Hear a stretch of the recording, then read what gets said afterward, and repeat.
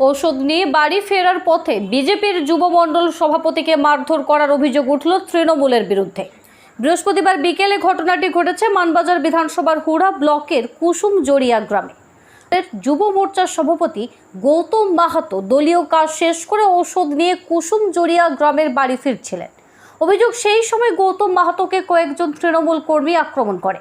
ঘটনায় গৌতম গুরুতর জখম হন, তার মাথা ফেটে যায়। এদিন তাকে তড়িঘড়ি উদ্ধার করে প্রথমে হুড়া ব্লক স্বাস্থ্য কেন্দ্র ও পরে পুরুলিয়া দেবেন মাহাতো গভর্নমেন্ট মেডিকেল কলেজ ও হাসপাতালে নিয়ে আসা হয়। যখন বিজেপি কর্মীর খোঁজ খবর নিতে হাসপাতালে পৌঁছান পুরুলিয়া লোকসভা কেন্দ্রের বিজেপি প্রার্থী জ্যোতির্ময় সিং মাহাতো। তিনিও তৃণমূলের বিরুদ্ধে সন্ত্রাসের অভিযোগ তোলেন, যদিও তৃণমূলের দিকে ওঠা সমস্ত অভিযোগ অস্বীকার করেছে পুরুলিয়া জেলা তৃণমূল।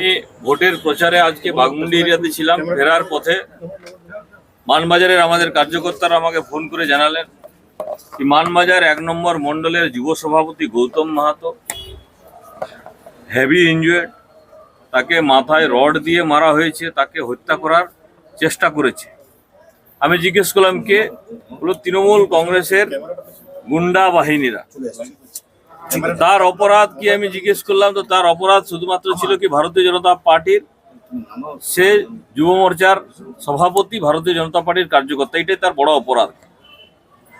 আমি জিজ্ঞেস করলাম কিভাবে, না বলল সে প্রচন্ড সক্রিয় কার্যকর্তা, যেরকম 2018-19 সালে নমিনেশনের দিন শিশুপাল সহিসকে মেরেছিল 19 সালে, এবং কন্টিনিউ 18 পঞ্চায়েত নির্বাচন থেকে 19 পর্যন্ত 6 জন ভারতীয় জনতা পার্টির কার্যকর্তাকে হত্যা করেছিল।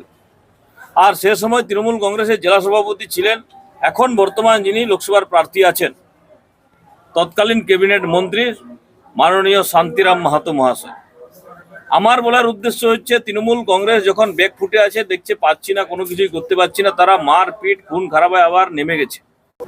পুরো ব্লকে অর্থাৎ মানবাজার বিধানসভা অন্তর্গত পুরো ব্লকে একটি ঘটনা ঘটেছে, যেখানে বিজেপি গৌতম মাহাতো নামে একজন যুব সভাপতিকে মারধর করা হয়েছে এবং সরাসরি তৃণমূলের বিরুদ্ধে এই অভিযোগ। কি বলবেন?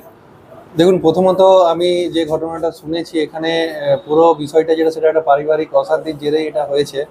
আজকে বিজেপি তো প্রত্যেকটা বিষয়ে একটা রাজনীতির রং চড়ানোর চেষ্টা করে, এক্ষেত্রেও তারা সেটা করছে।